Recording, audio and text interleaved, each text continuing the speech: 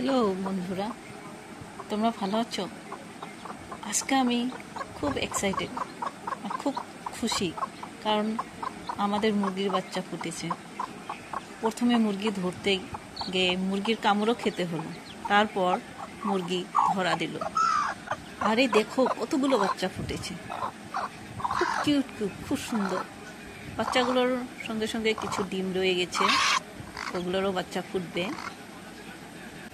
ভালোই কয়টা বাচ্চা ফুটেছে, খুব সুন্দর, খুব কিউট।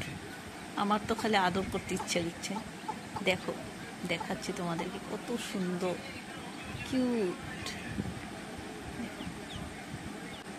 বাচ্চাগুলো দেখো মার সঙ্গে কেমন করে বসে আছে, কি সুন্দর করে, দেখতেই ভালো লাগে,